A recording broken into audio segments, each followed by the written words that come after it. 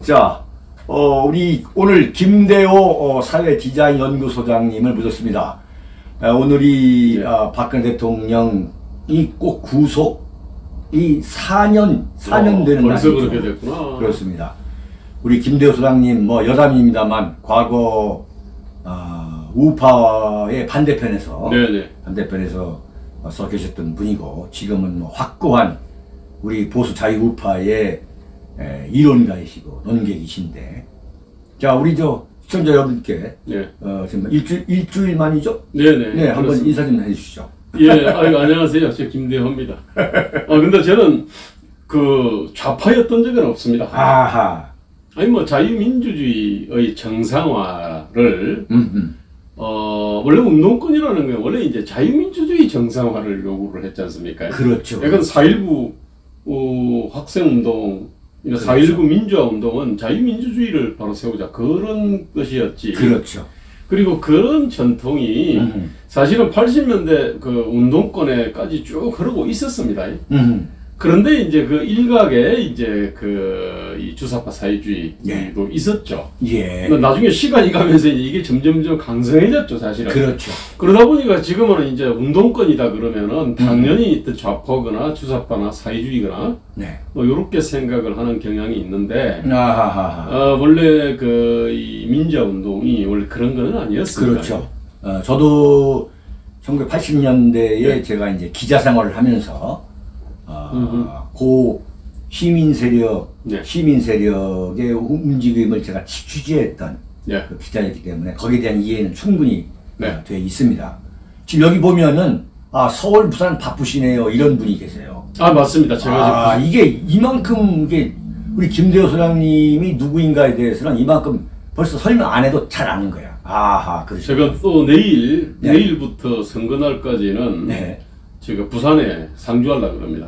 그렇군요. 부산에서 그 정구제 유세차를 타고 온 부산을 골목골목 이렇게 누비면서 지지를 갖다 호소하려고 합니다. 목이 남아날지 모르겠습니다만. 내일부터 그렇게 그렇죠. 하려고 합니다. 목을 아주 적절하게 컨트롤하는 거. 그것도 하나의 또 실력이죠. 자, 오늘 윤창중 김대호 맞짱 토크는 오늘 박근혜 대통령이 구속되신 지 참 그야말로 피눈물 흘린 4년이 된 날입니다. 내일부터 이제 5년에 들어가는 거죠. 과연 박근혜 대통령은 무엇을 잃었고 무엇을 얻었나. 정말 우리 대한민국의 유튜브나 또는 공영 방송까지도 공중파까지도 이런 문제에 대해서 심도 있는 분석 또 전망 이런 걸 해본 방송이 없을 것으로 저는 자부합니다. 그래서 여러분들이 오늘 주제 자체가 좀 딱딱하지만은 정말 우리가 한번 고품격 토론을 한번 기대해 보겠습니다. 우선 말이죠. 박근혜 대통령 탄핵은 과연 어떻게 평가를 해야 되느냐. 지금 돌아보면요. 일단 법 적용 자체를 무리하게 했잖아요. 경제공동체라는 어떤 개념을 이렇게 만들었고요. 그 다음에 묵시적인 어떤 청탁이라 그랬죠. 상당히 문제가 있는 이 법리인데, 어쨌든 이거를 윤석열 검찰에서 만들었고 또 법원에서 또 받아들인 거 아닙니까? 그렇죠. 그 다음에 탄핵의 기폭제가 됐던 태블릿 PC는 이거는 지금 변희재 미디어워치 대표가 그 태블릿 PC의 진실을 많이 이제 이렇게 낱낱이 이렇게 까발렸지 않습니까? 그러면 태블릿 PC는 최순실 것도 아니고 일단은 최순실 게 아니고 그 다음에 최순실은 사용할지도 모르고 그 다음에 그 태블릿 PC의 실소유자는 김한수고 그리고 김한수가 비서관으로서는 당연히 해야 될 업무를 한 거고요. 업무를 한 거죠. 그 일을 맡은 거지. 저는요, 솔직히 그 당시에 뭐 최순실이 연설문 손 좀 봐줬다라고 하면서 뭐 죽을 죄를 지은 것처럼 국정농단이라 그랬는데, 저는 그 당시 거기에 대해서도 왜 그렇게 자문을 못하지? 그렇지. 저는 그렇게 생각했습니다. 왜 대응을 저렇게밖에 못하느냐? 어? 저는 그 당시에 무슨 태블릿 PC를 가지고 최순실이 뭐 국정에 뭐 이렇게 깊숙이 개입한 것처럼 막 방송을 해댔습니다. 어마어마하겠죠. 저는 그 당시에 사실은 제가 촛불을 좀 들었어요. 왜냐하면 저기 이 미러 재단이나 K스포츠가 그렇죠. 있었지 않습니까? 그때 뭐 그러저런 행위나 이런 것들이 좀 부당하다라고 생각을 했으니까 들었지만은 그럼에도 불구하고 태블릿 PC를 가지고 이게 큰 죽을 죄를 지은 것처럼 이렇게 보도하는 것에 대해 가지고 저는 이해가 안 되더라고요. 근데 어쨌든 그게 뭔가 죽을 죄인 것처럼 막 그냥 그렇게 떠들었지 않습니까? JTBC가? 그렇죠. 손석희가 분명히 의도를 갖고 한 거죠. 그것도 또 사람들이 또 거기에 대해 가지고 또 이렇게 현혹이 되더라고요. 되죠. 그러니까 그 태블릿 PC가 소유자가 누구냐, 그리고 최순실이는 네. 자기는 사용할 줄 모른다. 네.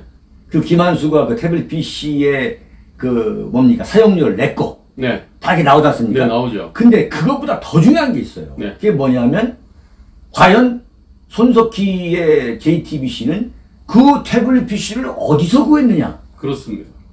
이게 핵심이잖아요. 예, 그게 이건 밝혀져야 한다고. 맞습니다. 그건 수사를 해야 됩니다. 그건. 수사를 해야 되는 거죠. 자, 어쨌든 오케이. 그러니까 이 탄핵이라고 하는 거는 일단 이 사유가 안 된다는 거는 확실한 것 같고요. 네. 그 다음에 박근혜 대통령의 어떤 이 구속과 처벌 자체도 이거는 대단히 부당하고 부당할 뿐만 아니라 대단히 가혹하고 그 다음에 그 탄핵이라고 하는 이 국회 탄핵 과정이나 헌법재판소의 결정 과정도 예. 이게 사실 내지 진실을 건너뛰거나 짐 깔아 뭉개거나 한 것이 너무나 많고요. 예. 어쨌든 이제 이런 것들은 어느 정도 지금은 시간이 가면서 좀 더 이제 흐릿했는데 당시에는 지금 많이 이제 윤곽이 드러난 거죠. 거의 이제 법원 판결로도 예. 심지어 법원 판결로도 소위 말하는 이제 정리를 하면 그런 사태를 몰고 온 게 소위 말하는 국정농단이라는 프레임하고 그다음에 또 하나 국민들의 감정에 그 불을 지른 게 이른바 세월호 7시간 동안에 박근혜 대통령의 네. 여러 가지 네네. 거짓 왜곡 조작 한번 조작이 조작 네네. 난도질한 거죠. 네네. 파렴치한 그 대통령으로. 근데 그 두 가지가 밝혀진 게 없어요. 아니, 밝혀진 게 없는 게 아니라 사실이 아닌 걸로. 네네. 그 당시에 난무했던 언론의 보도가 전부 다 거짓말로 밝혀진 거예요. 그렇습니다. 네. 저는 이제 그 당시에도 그 뭐 세월호 관련해가지고 이거는 말도 안 된다. 예. 아니 박근혜 대통령이 무슨 뭐 삐스의 속도로 날아가선 슈퍼맨이냐? 그 슈퍼맨이면은 뭐 배를 번쩍 들어 올리겠지. 네.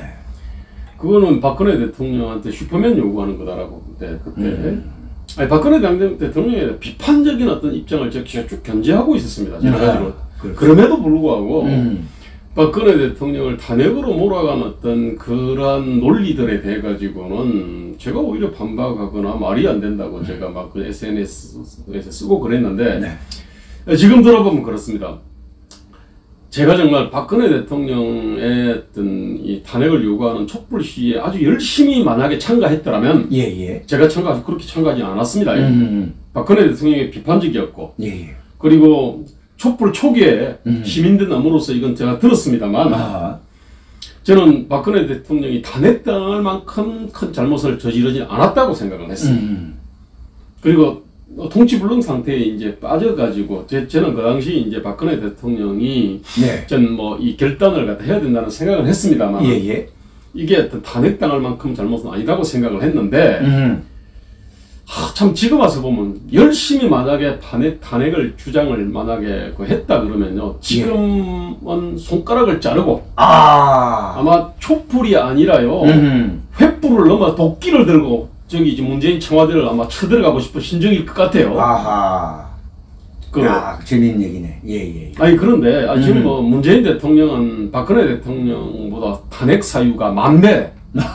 억만배가 사실은 예, 많으니까. 예. 근데 지금은 어쨌든 저도 초기에 촛불을 갖다가 좀 들었던 사람으로서 그 당시 태극기를 든 사람들에 대해서 상당히 미안한 마음들이 많이 생겨요. 아, 그러시군요. 예. 지금은 정말 좀 그 당시에는 제가 태극기를 잘 이해를 못했습니다. 그런데 지금 돌아와서 보면은 태극기를 드신 분들의 그 애절한 외침이 있잖아요. 예. 그게 정당했다는 여러 가지 어떤 그 근거들이 계속 나타나고 있지 않습니까? 그렇죠. 물론 뭐 박근혜 대통령은 뭐 전혀 뭐 이렇게 흠결이 없는 대통령이다. 뭐 저는 이건 아직도 지금도 동의할 수는 없습니다. 근데 그럼에도 불구하고 적어도 문재인 대통령보다는 억만 배는 더 나은 사람이죠. 네. 그래서 이제 제가 말씀을 끊는 것까지 아니요, 괜찮습니다. 예. 그러니까 박근혜 대통령은 탄핵을 당해서 지금 감옥에 네네. 4년간 이제 지금 옥살이를 하고 계시는데 네네. 결국은 이게 억울하다고 해도 충분히 지금 이게 논리적으로 객관적으로 법리적으로 네. 가능한 이야기라는 말이에요. 네. 박근혜 대통령은 억울합니다. 저는 그건 뭐 그냥 글도 쓰고 그렇죠. 뭐 성명서도 내고 그랬습니다. 참 그야말로 이루 형언할 수 없을 정도로 억울한데, 자, 박근혜 대통령 오늘 한번 본질로 확 들어가 봅시다. 네. 박근혜 대통령은 과연 무엇을 얻고 무엇을 잃었을까? 네, 이 정치행위라는 것이 박근혜 대통령이 지금 감옥에 들어가 계시다 하더라도 물론 엄청난 걸 잃었어요. 네. 그러나 과연 그 잃은 것으로만 끝날 것인가? 이런 생각을 오늘 한번 해보자는 거죠. 네. 예. 잃은 것은 무엇일까요? 아니 기본적으로 아마 역대 최악의 통치자, 최악의 대통령이 탄생하는데 어쨌든 이게 자락을 깔아준 거는 맞지 않습니까 이게? 결과적으로. 네. 그래서 최악의 대통령을 이렇게 등장하는 어떤 무대를 만드는데 그게 잠깐만 또 여의윤님 감사합니다. 예. 어쩔 수 없이. 예. 대한민국이 사실은 급속도로 지금 퇴행을 해버렸지 않습니까? 뒤로 갔고요. 예. 왼쪽으로 갔고, 그 다음에 쪼그라들었고, 활력을 잃었고, 완전히 그냥 이 균열과 갈등, 으로 지금 나라가 사실 다 찢어져 있지 않습니까? 그렇죠. 그 다음에 그 촛불을 들었던 시민들이 촛불이 아니라 횃불에다가 아니면은 그냥 도끼를 이제 들고 싶은 그런 어떤 이 마음이 생기게 만들었지 않습니까? 이런 것들이 어쨌든 박근혜 대통령은 그 국정에 책임을 지는 사람으로서 한마디로 말해서 대한민국이 개판이 되어버린 겁니다. 박근혜 대통령 잘못은 적죠. 문재인 대통령과 그 지금 권력 핵심들이 역사상 최악의 어떤 그 위선적이고 그렇죠. 독선적이고 무능하고 아무튼 이런 집단들을 이렇게 그 권력을 잡도록 어쨌든 만드는데 그런데 자 김수장님, 네네. 그 문재인 정권이라는 최악의 지금 한반도에서 탄생한 정권 중에 최악의 정권이 탄생한 거. 그것을 박근혜 대통령 책임으로 돌린 건 나는 어폐가 있다고 봐요. 맞습니다. 예. 이건 박근혜 대통령의 책임이 아니라 그 탄핵과 구속, 그다음에 헌재 판결 이런 일련의 저희 입장에서는 정변이라고 하는데 이런 정변을 일으키는데 참여한 세력. 그 참여한 세력의 책임인 거예요. 맞습니다. 그 전적으로 동의합니다. 그렇죠. 바꿔 말하면 뭐냐? 그때 새누리당의 그 국회의원들이 적극적으로 막는다던가. 맞습니다. 지금 근데 문재인의 그 똘마니들이 뭐 그야말로 막 억지, 막 거짓, 위선 막 이걸로 몸으로 막는 것처럼. 맞습니다. 그렇게 막았다면은 박근혜 정권이 무너질 수가 없는 거란 말이에요. 근데 이걸 막기는커녕 그야말로 박근혜 대통령의 직계인 친박들은 전부 도망을 갔고 네. 촛불에 무서워가지고 네네. 그리고 박근혜 대통령한테 사적인 그 원한관계가 있는 김무성과 유승민, 권성동, 김성태 이런 자들은 네네. 박근혜 대통령 탄핵에 앞장선 거예요. 맞습니다. 그렇지 않습니까? 이게 이제 더 보니까 네. 그러니까 그 책임을 죄송합니다만 네. 그걸 좀 분리해서 우리 생각할 필요가 있는 맞습니다. 거예요. 예예예. 저는 이제 뭐 대통령은 이제 국정 운영에 대한 무한 책임이니까 제가 이제 그렇게 말씀을 아하 드리는 예예. 실제로 내용을 딱 들어보면은 아마 저는 저기 그 아까 방금 그 이름을 언급하신 예. 그분들은 박근혜 대통령이 집중 공격을 쭉 받고 있으니까 네. 그거를 동지적인 어떤 연대 의식으로 또 통큰 단결 의지로 막는 것이 아니라 집중적으로 공격받을 때 뒤에서 사실은 칼을 갖다가 꽂아가지고 그렇죠. 지들은 뭐 꼬리를 자른다고 생각을 갖다 했는지 아니면은 뭐 개파 싸움을 하다가 네. 뭐 집중 공격 받고 있을 때 이렇게 그냥 등에 칼 꽂으면 이른바 친박 개파의 수장으로 네. 뭐 수장을 제거해서 그 친박 개파를 제거하는 뭐 그런 수법을 썼는지 모르겠습니다만은 네. 사실은 이게 굉장히 오래된 악습이거든요. 이게 그렇죠. 사실 그렇게 해서 근데 지금 사실 저런 식으로 저도 일종 그런 거죠. 그 박근혜 대통령도 막 집중 공격받을 때 뒤에서 등에 칼을 꽂아가지고 네. 이렇게 그러면서 이제 자기들은 도덕적 보수다. 박근혜 대통령이 흘린 피를 얼굴에 발라가지고 나 우리 도덕적 보수야. 그랬거든요. 그렇죠. 그 다음에 저하고 차명진 의원을 갖다가 그 당시 이제 잘라가지고 그리고 우리는 막말 안 하는 품격 있는 보수야 이러거든요. 그 다음에 아스팔트 읍하고 절연해가지고 우리는 온건한 보수야. 그렇지.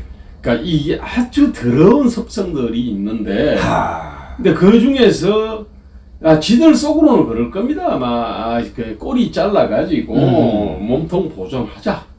근데 이제 결국은 자른 게 꼬리가 아니고 몸통을 잘랐고 영혼을 잘라버린 거죠. 근데 어쨌든 바로 그 꼬리를 그러니까 그런 식으로 동지의 어떤 등에 칼을 꽂아가지고 도덕성을 과시하고 품격을 과시하고 그렇지. 온건을 과시한 중도를 과시한 결과적으로 자기들을 네. 세탁하는 거지. 네네네. 자기들의 이미지 정치. 근데 이제 그게 아주 비겁하고 야비한 거지. 세탁이 안 되고 안 되죠. 자기들은 아주 멋진 꽃가루 발랐다고 생각하는데 사실은 피칠갑을 한 건데 사실은 이제 그 집단이 오늘의 이런 사태를 초래하는데 어떻게 보면은 주범이죠. 주범이죠. 박근혜 대통령 정치적 책임이 있고요. 실제로 아까 그 언급한 그 사람들은 이 탄핵의 주범 내지 공범 정도 되겠네요. 그럼요. 공동정범입니까? 공동정범. 네, 공동정범 좀 예, 되겠네요. 그러니까 이쪽 김무성 일당들이 네네. 무려 62명이에요. 네네. 62명이 이 정권은 끝나가는구나라고 판단을 하고 네네. 또 그렇게 만들기 위해서 박지원과 손을 잡은 거란 말이에요. 네네. 그 그렇습니다. 분명히 박지원이가 고백했잖아요. 네네. 자, 20명만 가져가라 했더니 40명을 가져왔더라. 이 결과는 62명이 그때 넘어간 거예요. 완전히. 그러니까 배신의 배를 탄 거란 말이에요. 응? 그리고 그 62명도 문제지만요. 또 거기에 대해서 예컨대 의원 총회장에서 이건 절대 안 된다. 그러면서 뭐 더러눕고 아니면은 그냥 그렇지. 난리 법석을 피면서 그걸 결사 반대한 사람도 없거든요. 좋은 말씀이야. 그러니까 노무현이가 탄핵될 때는 네. 거기서 막 정동영이가 막 서류를 날리고 그렇죠. 신발 집어 던지고. 신발 집어 던지고 유승민, 김근태 다 끌려 나가고 그래. 다 끌려나고 그랬죠. 근데 그날 완전히 조용한 거야. 그러니까 저는 얼마나 보수가 예. 이 보수로 장사해온 이 장사꾼들이 얼마나 비겁한지라는 걸 알 수 있죠. 그러니까 62명은요 박근혜 탓만 하거든요. 지금 그렇게 보고 있잖아요. 그 다음에 62명이 아닌 사람들은 62명에 또 탓을 해요. 이게. 그렇지. 또 한편 62명은 또 그렇게 받으니까 야 니들이 막 결사적으로 적극적으로 막지 않았잖냐. 그렇지. 그 다음에 여론 지지율이 탄핵에 대한 여론 지지율이 80%야. 그 다음에 헌재에서도 8대 0이야. 예예. 이런 얘기를 하고 있거든요. 자, 그 다음에 저는 사실은요 골키퍼들이 여러 개 있었습니다. 예. 박근혜 대통령도 막을 수 있었고요. 그 다음에 아까 국회에서도요 그 막을 수가 있었죠. 자, 그 다음에 헌재에서도 막을 수가 있었죠. 네. 제 얘기는요 헌재 재판관 중에 법리를 꼼꼼하게 따지는 단 한두 사람만 있었더라면 예예. 제가 볼 때는 이게 막을 수 있었거든요. 근데 그 막지를 않았던 거예요. 그 다음에 언론이 이게 어떤 실사구실을 제대로 해가지고요. 뭐 네. 태블릿 PC의 진실이라든지 그런 어떤 탄핵 재판의 어떤 여러 가지 법리적 문제점이라든지 이런 거를 갖다가 제대로 탁탁 짚었다 그러면 또는 제가 볼 때는 이렇게 뻥 뚫리지는 않았을 것 같아요. 그런데 이제 막아야 될 것들이 골키퍼들이 전부 어떻게 보면은 다리를 벌리고 있었거나 네. 졸고 있었거나 아니면 등을 돌리고 있었거나 도망을 갔거나 그렇게 된 거거든요. 그렇죠. 저는 지금 과거를 얘기하는 거는요 사실은 현재를 얘기하기 위해서 지금 우리가 네. 과거를 돌아보는 거 아닙니까, 그죠? 지금 신기하지 않습니까? 저는 사실은 옛날 태극기를 그 당시 태극기 들지 않았습니다. 저는 촛불 주변에서 촛불 집회는 제가 몇 번 나갔어요. 출석률 앞 한 반은 될 거야. 그 뒤는 제가 안 나갔습니다.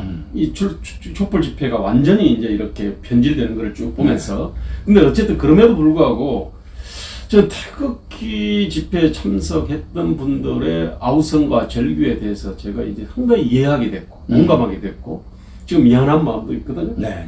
그리고 박근혜 대통령이 돼가지고 욕을 막 했는데 문재인하고 비교해 보니까 그렇지.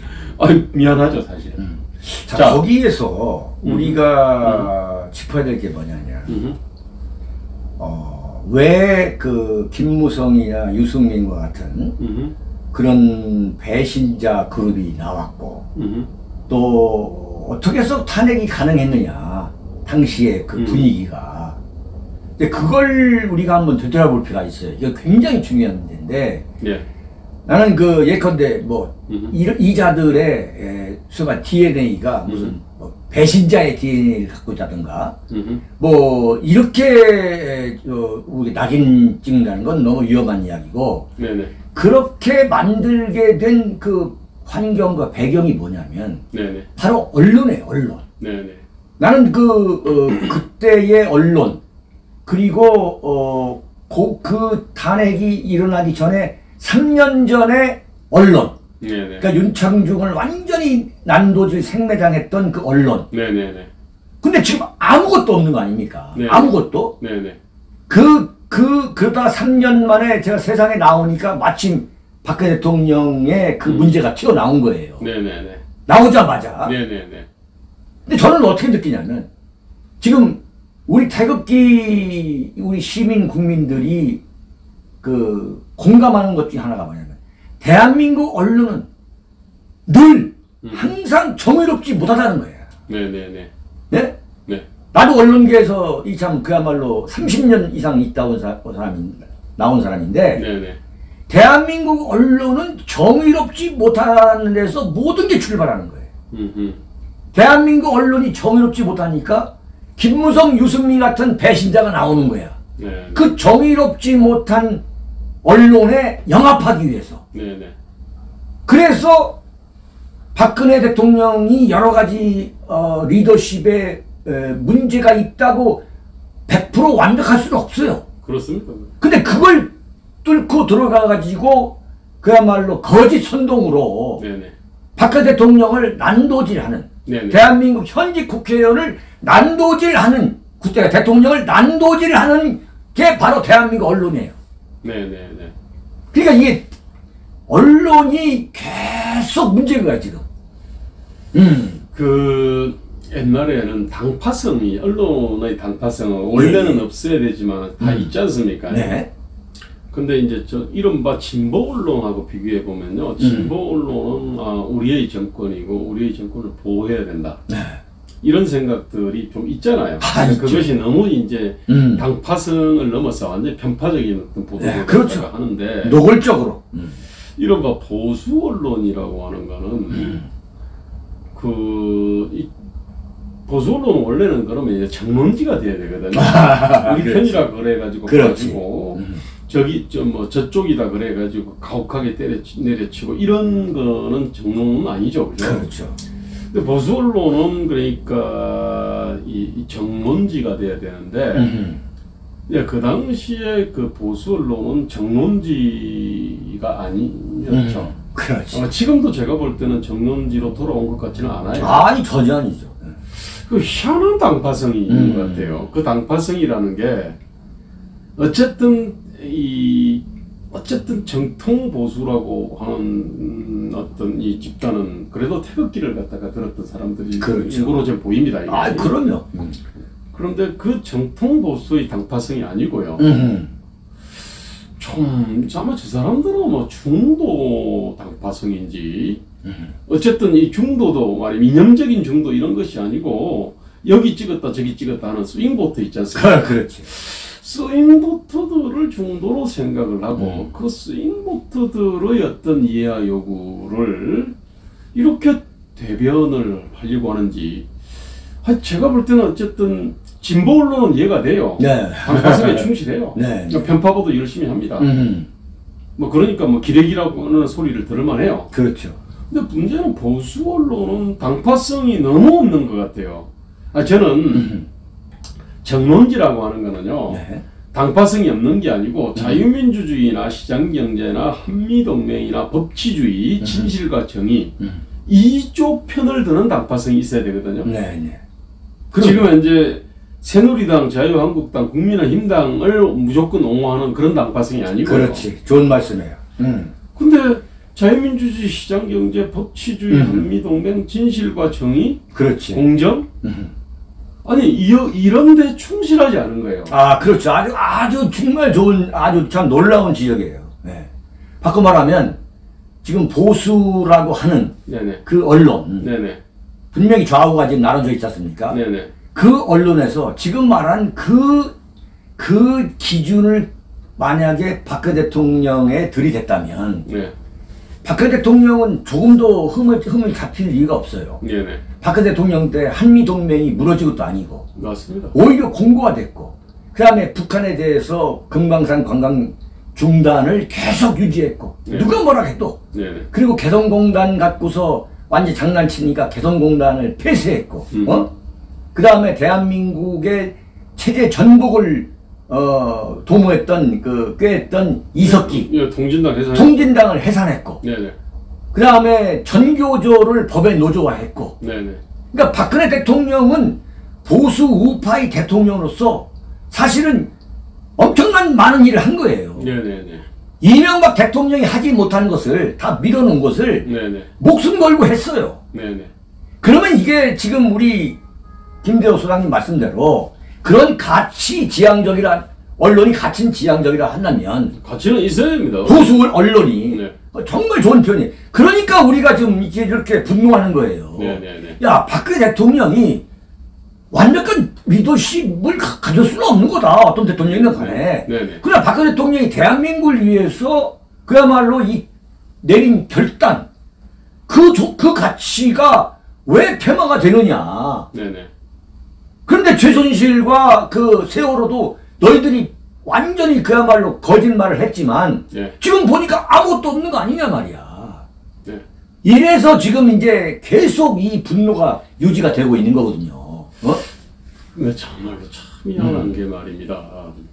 어쨌든 저는 그러잖아요. 예. 태극기를 든 사람들의 그 애절한 외침 이해하고 공감하게 됐고, 네.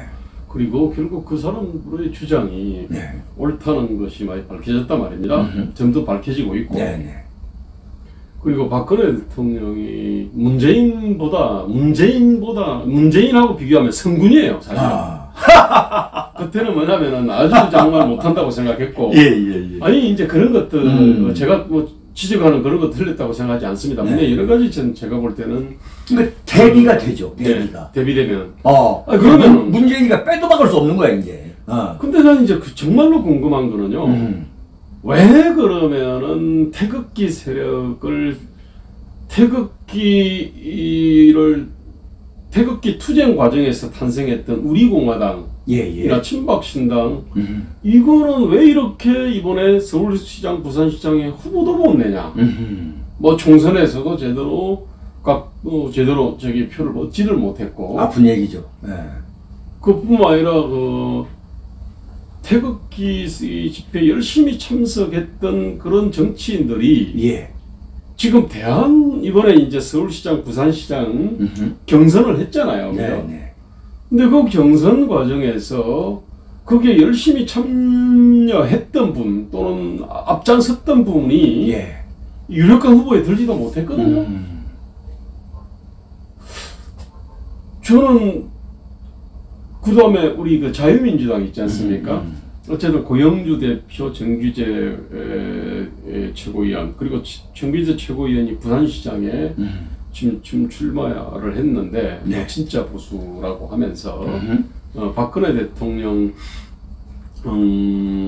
나름대로 어쨌든 뭐 정규재 대표만 하더라도 그렇지 않습니까? 박근혜 대통령이 감옥 가기 전에 마지막으로 인터뷰를 이렇게 응한 분이잖아요. 근데 마지막으로 인터뷰를 갖다가 응했던 것도 그렇잖아요. 그러니까 정규재가 무슨 한 자리를 갖다 받은 사람도 아니고 다른 식으로 뭐 돈을 갖다가 이렇게 뭐 받아먹은 것도 아니고 오로지 정규재 대표, 당시 정규재 주필이 어쨌든 진실을 갖다가 왜곡하지 않고 보도할 수 있는 사람으로 보였기 때문에 그렇게 된 거 아닙니까? 그죠? 마지막 인터뷰로 선택을 했다고 저는 그렇게 보는데 어쨌든 이제 그 정규재 지금 주필, 지금 정규재 지금 후보가 그렇게 지지율이 그렇게 신통치 않거든요. 아직까지도 뭐 5% 미만인데 이게 좀 이상하잖아요. 그 당시 여론조사상 뭐 태극기를 갖다 대충 20% 정도로 봤습니다. 이게. 그리고 그 태극기의 어떤 외침, 태극기의 주장이 이게 점점 그 공감대가 더 커졌어요. 진실임이 밝혀졌어요. 그런데 어떻게 이 태극기 세력과 가깝거나 태극기 세력을 대변했거나 태극기 투쟁 과정에서 탄생했던 정당이나 정치인들 그 사람들은 왜 각광을 못 받냐 이겁니다. 이게 도대체 이유가 뭔지를 모르겠어요. 그것은 이제 태극기 집회를 저는 이제 만드는데 만든다 표현은 좀 그렇고 일으키는데 저는 가장 먼저 앞장섰다고 저는 생각하거든요. 그런 사람으로서 이제 이게 보면은 왜 그런 결과가 나왔느냐 할 것 같으면 그건 누가 뭐래도 정치 세력화에 실패한 거예요. 그러니까 태극기 세력의 정치 세력화가 실패한 거다. 그러니까 여기서 혁명이 일어날 것으로 다들 기대를 했어요. 그러니까 광장에서 영웅이 나올 것으로 기대를 했었거든요. 근데 지금 어떤 이야기냐면 바로 지금 국민의힘이죠. 그 국민의힘이 현실적으로 국회의원들이 많은데 이자들이 한 패거리는 박근혜 대통령의 그 음덕을 받았던 사람으로서 받았던 친박들이 모조리 비겁하게 도망을 갔고 친이계는 앞장서가지고 박근혜 대통령 탄핵에 앞장섰다는 말이죠.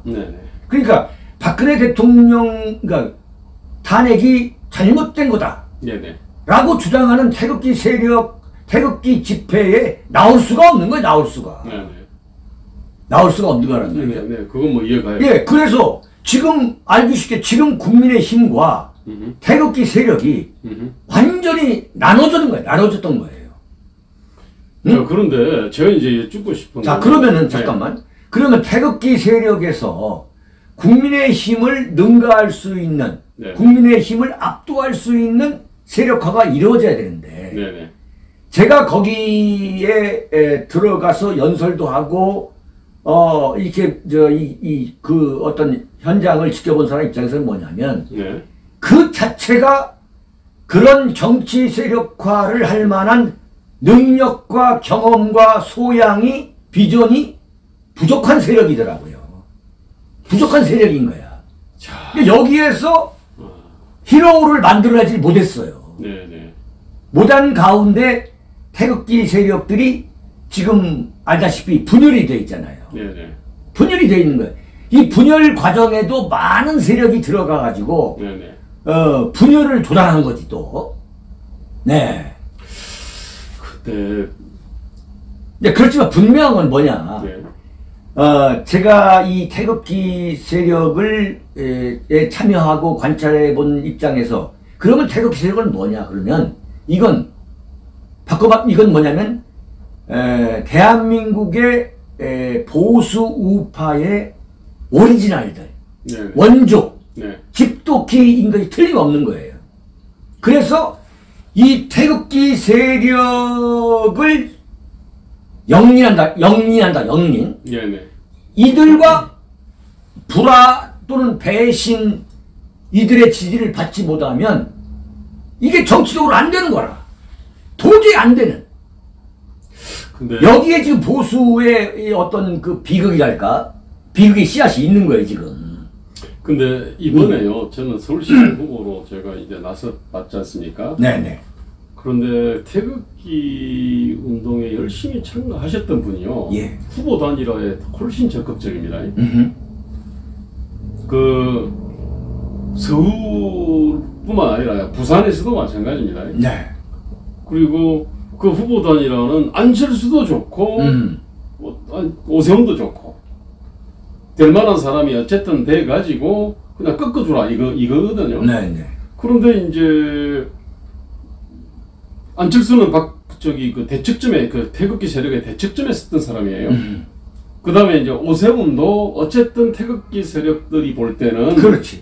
뭔가 기회주의적이고 용서할 수가 없지. 예예.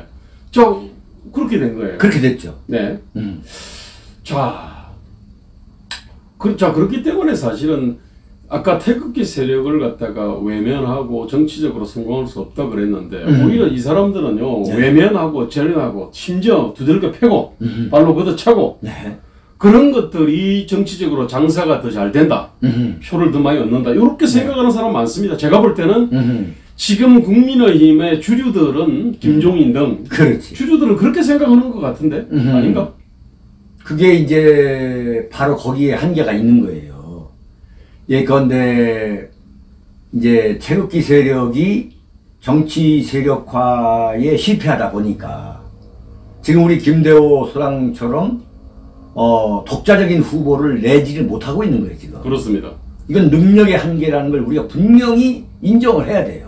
아마 후보 냈다 하더라도 후보 단일화 압박을 해가지고요. 아마 사퇴해라 그랬을 거예요. 예. 제가 많이 그런데 받았어요. 지금 이제 지금 보수의 그 비극이 어디에 있냐면 박근혜 대통령이 감옥에서 4.15 총선 전에 황교안 그 소위 말하는 거대 야당과 태극기 세력이 통합을 해야 되겠다라고 그 옥중 메시지를 내놨잖아요. 네네.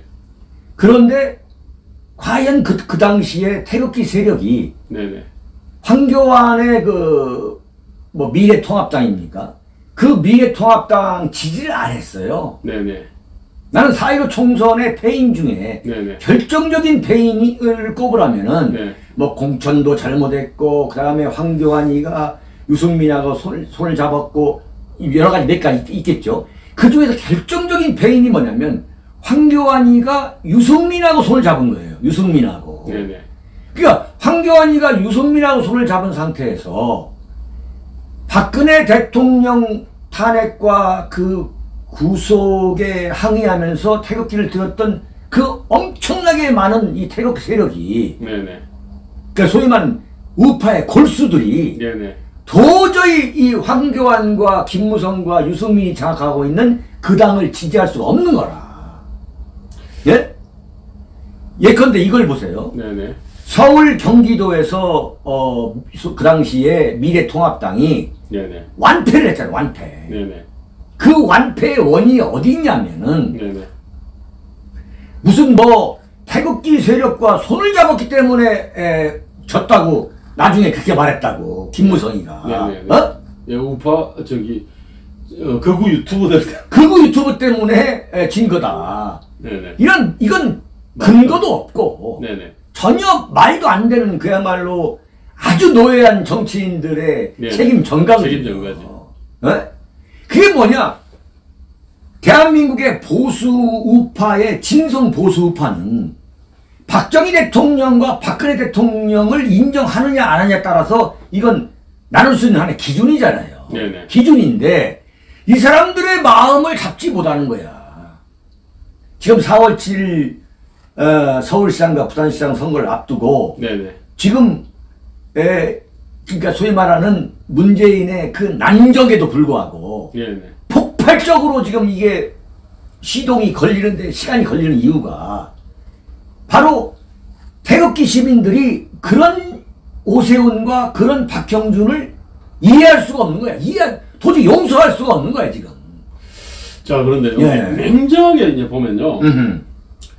지난 4.15 총선 때 그때 이제 그 정당 득표율이라는 게 있었어요. 네. 후보는 뭐 저기 그 지역구에 그 아무래도 미래통합당 후보에 이렇게 그 투표를 하더라도 정당 득표는 자기가 선호하는 정당에 할 수 있잖아요.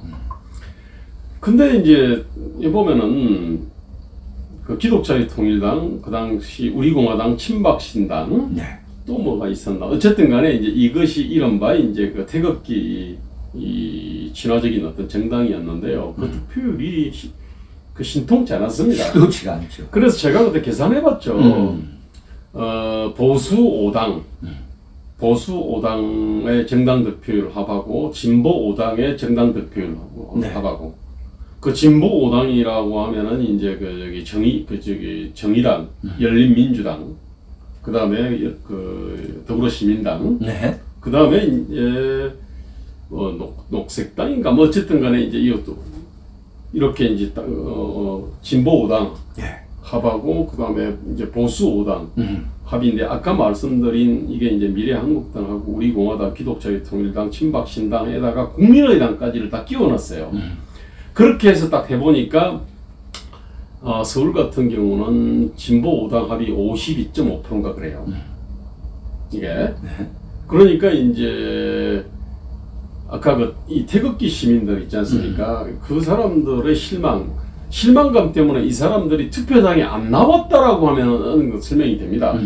근데 투표장에 좀 뭐 나름대로 다 나왔다 그러면은 그 태극기 시민들이 그 힘을 갖다가 그 어쨌든 간에 그 보수 5당 어디인가에다가 힘을 실어줬을 거예요.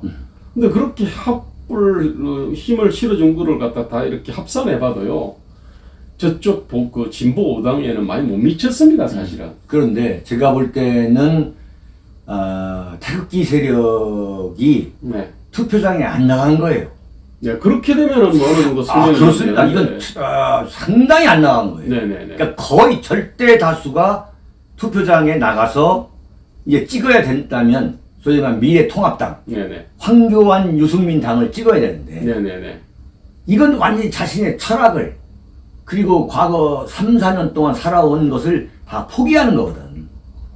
거기에서 지금 문제가 되는데 네. 이번에 지금 오세훈과 박형준을 과연 찍어야 되느냐 찍지 말아야 되느냐 하는 문제 네네. 지금 태극기 세력들이 굉장히 고민하고 있거든요. 그래서 윤칼세 TV에서도 제가 지금 계속 설득하는 게 뭐냐면 우리가 오세훈과 박형준이가 서울시장이나 부산시장 선거에서 당선이 되지 않았을 때를 한번 가정해보자. 이런 이야기를 제가 계속 지금 설득을 하고 있는데 네. 자 문제는 뭐냐면 지금 태극기 세력도 지금 4분 5열뿐만 아니라 뭐 엄청나게 더 많은 갈래로 지금 분열이 돼 있어요. 네네. 네? 그게 소위 말하는 이제 우리가 일제 35년 그 병탄기에 네네. 이 조국의 독립이 늦어지다 보니까 네네. 계속 핵부전했던 것처럼 그 현상이 지금 그대로 반복이 되고 있는데 이것을 우리가 박근혜 대통령의 소위 말하는 구속 4주년에 우리가 한번 꼭 우리가 강조해야 될 게 뭐냐면 이게 단합이 돼야 된다.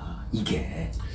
저는 사실 제가 이번에 서울시장 후보로 나올 때요, 자유민주당의 후보로 나올 때 내가 돼야 되겠다 이렇게 생각해서 나온 게 아니었거든요.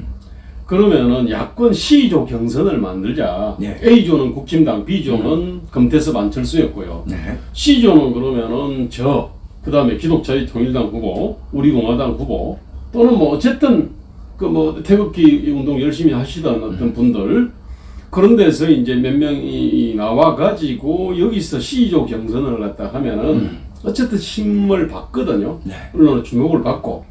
그러면은 또 이제 지금 A조 경선 우승자, B조 경선 우승자하고 C조 경선 우승자가 이렇게 하면은 훨씬 시너지가 커지는데, 이번에 보니까 서울시장 예비 후보로 등록한 사람이 저밖에 없더라고.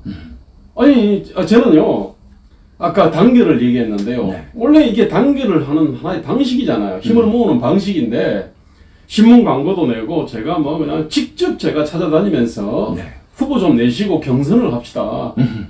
그랬는데, 안 되더라고. 제가 그래서. 그렇죠. 지난번에도 한번 그 말씀을 하셨고. 단결이 제가 볼 때는 쉽지 않거든요. 저는 오히려 그렇게 생각합니다. 쉽지 않기 때문에 하자는 거예요. 예컨대. 네네. 지난 4.15 총선에서 제가 주장한 게 뭐냐면, 네네. 황교안이는 이 광화문과 서울역 그리고 대한문을 일대를 포용할 수 있는 그쪽과의 통합을 해야 된다. 응? 만약에 그렇게 했다면 방법이 간단한 거예요.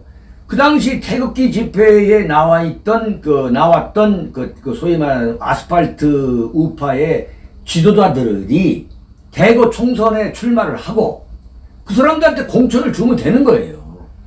그런데 황교안이가 그 방향을 완전히 틀어가지고 유승민하고 손을 잡은 거야. 막말로 말하면 미래 그런 세력과 손을 잡아가지고 웃기지도 않는 얘기가 된 거야. 그러니까 황교안의 배신도요. 오늘같이 왜 이렇게 참담하게 돼버렸냐, 보수가. 제가 황교안의 배신도 굉장히 크다고 보는데. 그럼요. 황교안이 원래는 그래도 박근혜 정부에서 마지막 이게 총리고 권한 대행이었고요. 근데 어쨌든 박근혜 대통령을 적극적으로 보호해주지 못했지만은 그래도 박근혜 대통령의 신임을 받았으니까 마지막 총리의 권한대행 했을 거야. 이래가지고 이 사람이 이제 미래통합당, 그 당시 자유한국당에서 이제 당대표가 됐지 않습니까? 근데 실제 공천을 할 때는요, 친박을 거의 학살 수준으로 이렇게 해버렸지 않습니까, 이게? 그 다음에 그뿐만 아니라 아스팔트 우파들하고도 사실상 그때 절연을 했지 않습니까? 완전히 절이죠.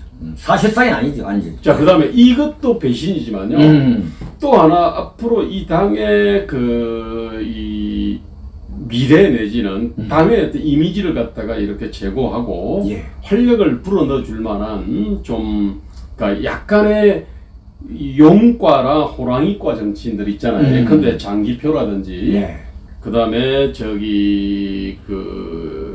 세종에 출마를 했던 김병준이라든지, 어쨌든 그 다음에 대구 경북의 중진들 있잖아요. 우리 김재원 의원이나 뭐 등등등. 그런 사람들을 갖다가 흠지의 사지로 사실은 몰아넣지 않습니까? 그러니까 이제 지금 사람이 없어져 버린 거예요. 이게. 그러다 보니까 김종인 말고 대안이 있나? 예컨대 지금 이렇게 얘기하는 거잖아요. 저는 황교안이 배신과 더불어 가지고요, 자기한테 도전할 만한 사람들을 다 죽여버렸습니다. 그 다음에 강남 가불병 공천을 보십시오. 도대체 박진호 의원을 뭔 근거로 해가지고 그냥 꽂으면 되는 데를 줬는지. 근데 그런 것들이 정말로 한두 가지가 아니었거든요. 뭐 제알리로는 뭐 대구 경북만 하더라도 뭐 경선으로 치면 경쟁력으로 보면 1, 2, 3, 4, 5, 6등이 있다 그러면 1, 2, 3등 또 1, 2, 3, 4등은 다 그냥 컷오프 시켜버리고 4등, 5등, 6등들끼리 뭐 경선 붙이고. 그럼요. 뭐 그러다 보니까 이제 얘들은 애초부터 이렇게 뭐 데쳐놓은 파처럼 돼가지고요. 딱 고개를 들지를 못하지 않습니까, 이게. 그러다 보니까 지금 이 사람들이 이제 김종인이 데리고 놀기 좋은 애들이 돼 있는 거죠, 이게. 어쨌든 이게 이제 황교안이 폐악질이 엄청나게 제가 볼 때는 많은 후유증을 지금 남기고 있다고 생각되거든요. 그렇습니다. 근데 저는 이게 지금 남탓은 물론 이제 이것도 이 책임을 갖다 물어야 되긴 하겠지만 저는 그런 생각을 해봅니다. 1987년 민주화운동이 그 당시 이제 제야 세력들이 있었습니다. 제야 세력 속에 이제 뭐 학생운동 그룹도 있고 빈민운동, 농민운동 그룹들이 있어요. 이게 이제 민주정치 국민운동 본부라는 걸 만들었습니다.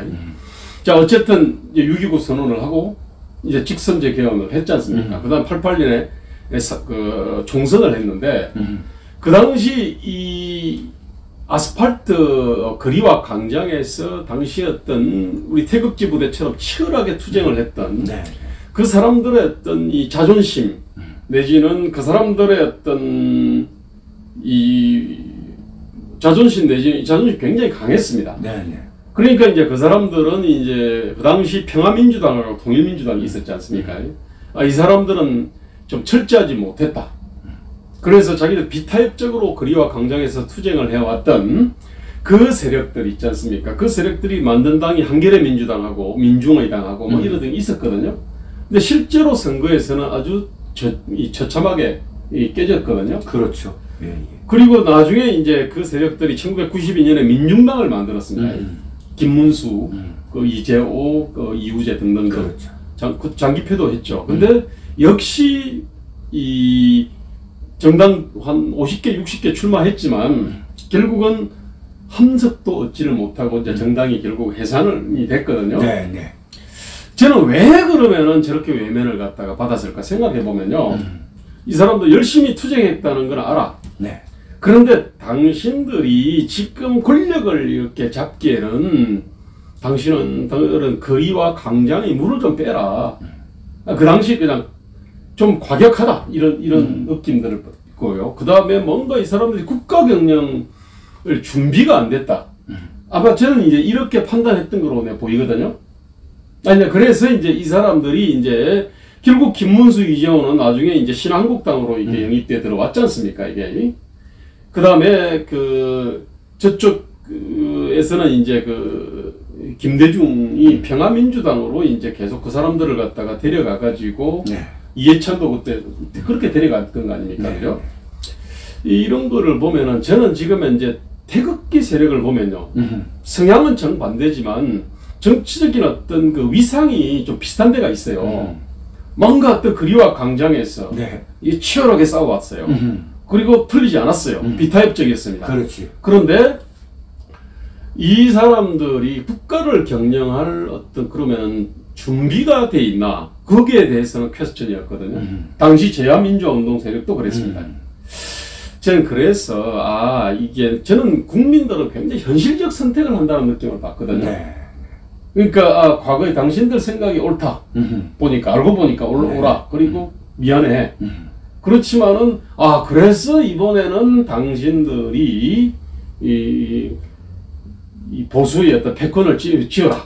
내지는 권력을 잡아라. 이렇게 안 나오거든요. 이렇게 안 하거든요. 저는 이런 어떤 대중의 심리를 좀 이해를 해야 되는 게 아닐까. 여러분 오늘 박근혜 대통령이 오늘 밤이죠. 그 4년 전에 오늘 밤에 박 대통령이 이제 구속이 되는 그런 날을 맞아가지고 저희가 4년을 어떻게 지내왔고 또 앞으로 어떻게 해야 될 것인가 이런 문제를 좀 짚어봤어요.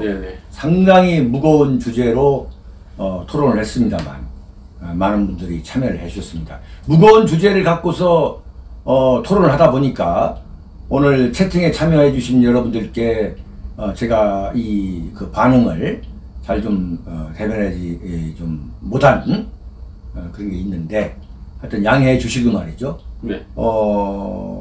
하여튼 딱 30초 안에 과연 그렇다면은 대한민국의 그 친성 보수 우파는 앞으로 어떻게 해야 될 것인가?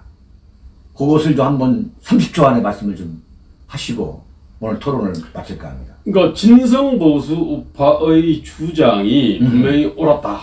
그 다음에 국민들은 박근혜 대통령과 태극기에 대해서 미안하게 생각해요. 그 사람이 많이 늘어났습니다. 많이 늘어났죠. 그런데 왜 지금의 현실의 어떤 정치적인 대안으로 생각을 하지 않을까? 저는 이 부분을 갖다가 지금부터 이제 우리가 집중적으로 한번 성찰 반성을 해봤으면 좋겠거든요. 그렇습니다. 그래서 오늘 보수가 우파가 과연 어떻게 해야 되느냐, 네네.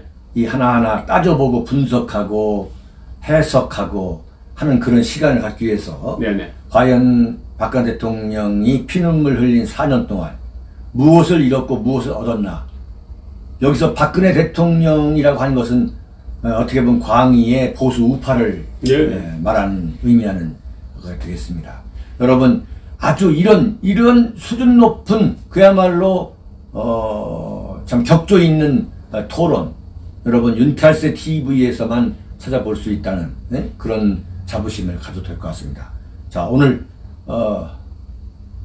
오랜 시간 토론에 참여해 주신 여러분들께 대단히 감사의 말씀 드리고요. 내일 아침 8시 윤창중의 조마이 뉴스에서 또 밤사이 또 튀어나온 그야말로 따끈따끈한 문제를 갖고, 이슈를 갖고 여러분에게 분석과 해설을 해드리고 또 보수에 나아갈 길을 제시하는 시간을 갖도록 하겠습니다. 오늘 김대호 사회디자인 연구소장이었습니다. 네. 감사합니다. 네, 감사합니다.